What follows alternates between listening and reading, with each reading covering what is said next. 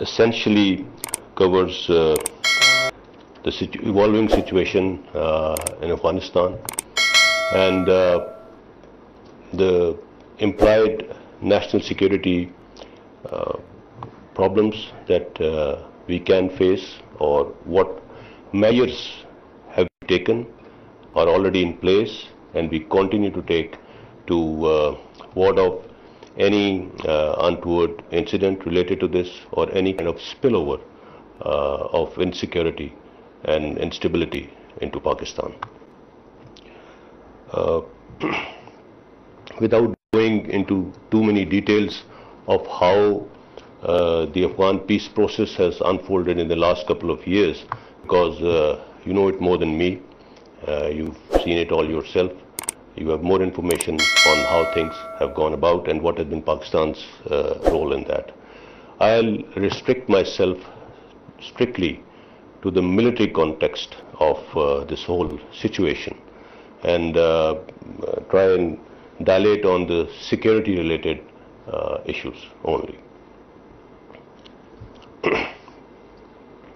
As far as the military situation unfolding in Afghanistan is concerned, what happened preceding 15th of August, that was the day when the Afghan government, Ashraf Ghani government in Afghanistan fell.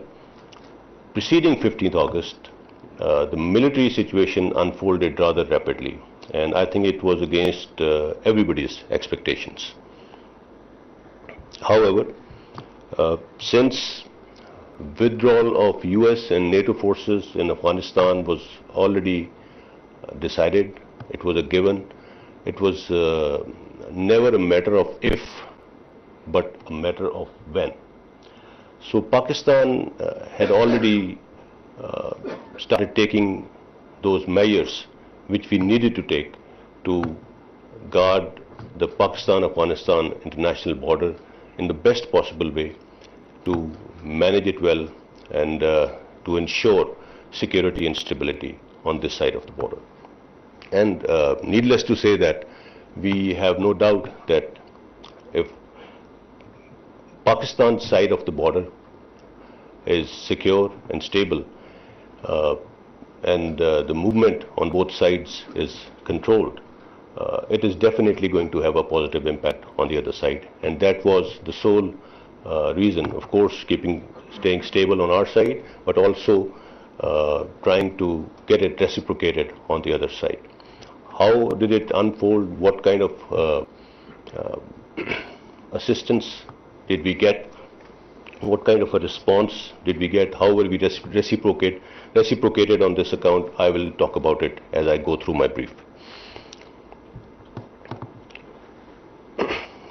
To start with, let's just talk about the events immediately preceding 15th August and what has happened after that in the here and now. And then I will take you slightly back in the years to kind of contextualize of what efforts have we been making all along. Now, the details that I will be sharing with you, most of these details have been shared with you on different occasions of what we've been doing.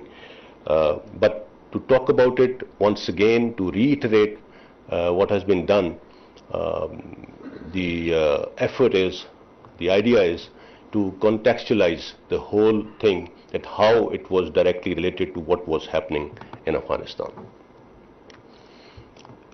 Preceding 15th August, on several instances, the notified border crossings on Pakistan-Afghanistan international border, they were closed and reopened because of the fluctuating situation on the other side.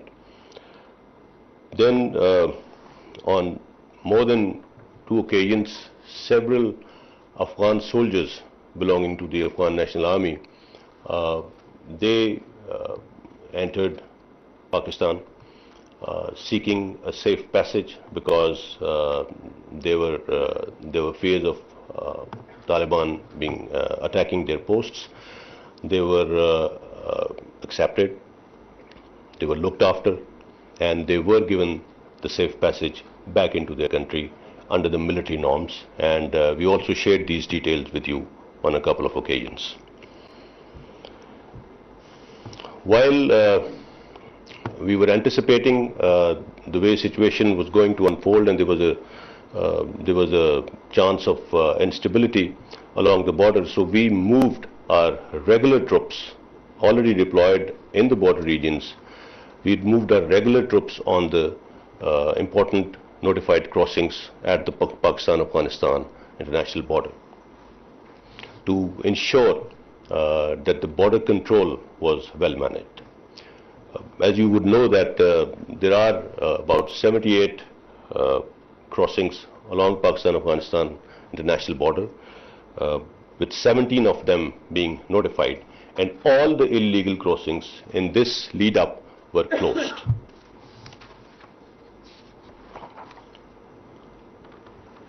Immediately after 15th of August, as things unfolded, the terminals and all border crossings have been kept open because I think a major reason is that Afghanistan is a landlocked country, and you cannot close the borders indefinitely because on humanitarian grounds as well. So all the crossings have been, notified crossings have been kept open. The trade convoys are also continuously moving on both sides. Right now, the biggest base in the near immediate vicinity of Afghanistan for evacuation of foreigners from Afghanistan is in Pakistan. I think more than 5,500 foreign nationals have been evacuated. There are, I think, as of now, we have the figures of about 113 flights which have landed from Afghanistan in Pakistan, in Islamabad, mostly military aircrafts and commercial aircrafts.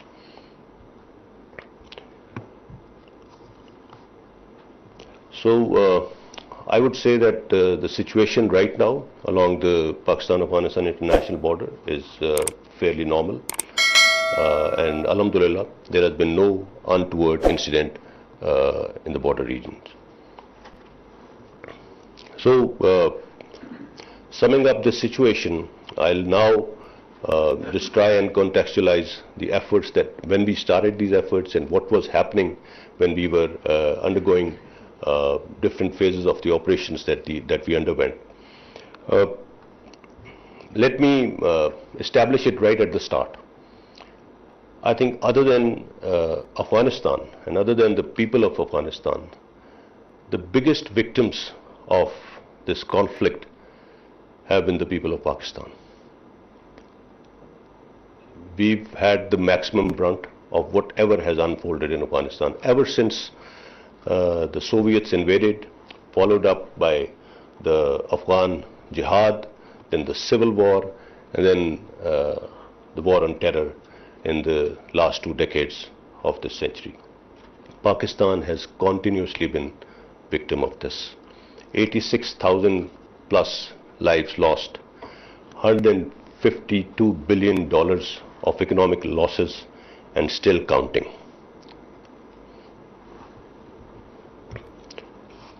Let me just dilate on how Pakistan's armed forces have coped with the challenge in the last 2 decades and continuously invested in improving the security situation along the Pakistan-Afghanistan international border.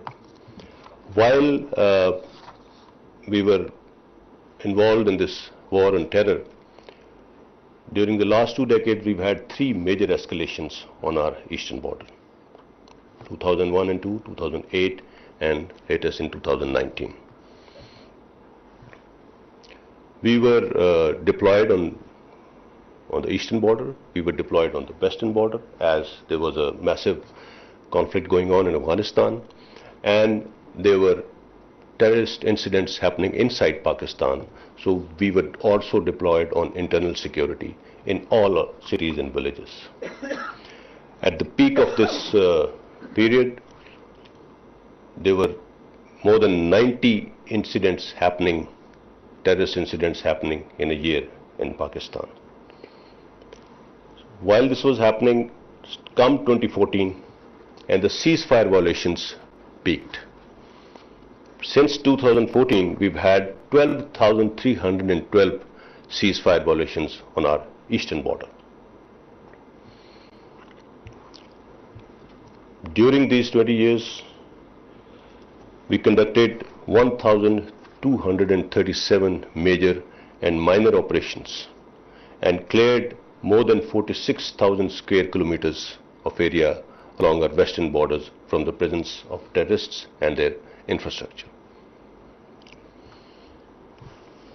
During all this, we lost politicians, soldiers, generals, artists, women, children, journalists, students from every segment of society.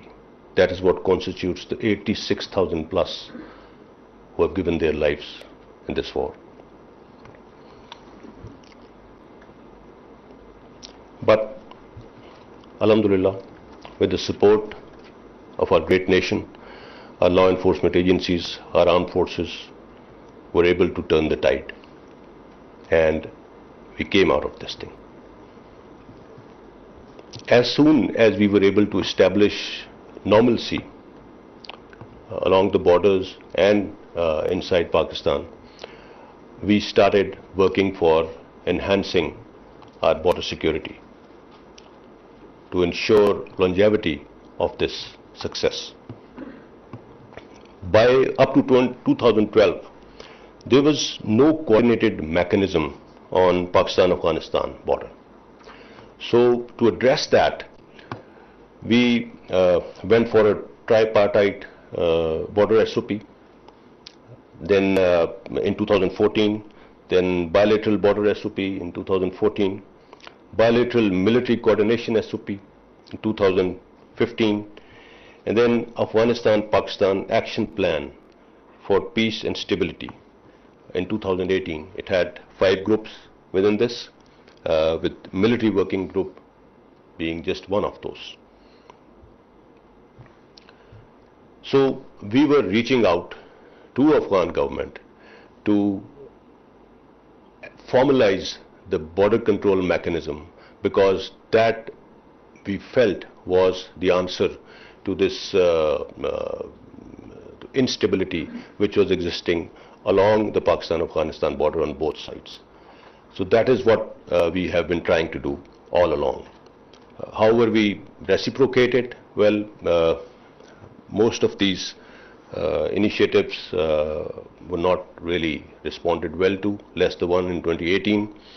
And then we also went for intelligence sharing mechanism, but that also did not materialize the way we wanted it to be. Now, during this period, as we reached out on military to military level to the Afghan army and Afghan government, some major highlights of the assistance that we offered, I'll just give you some points on that. There were several high-level visits conducted by the Pakistani military leadership in Afghanistan, 4 visits by the Chief of Army Staff during this period. We offered a mechanism for intelligence sharing. We offered training of Afghan soldiers and officers in Pakistan armies and Pakistan Air Force training institutions. We offered it several times. Only 6 Afghan cadets came to Pakistan during this period.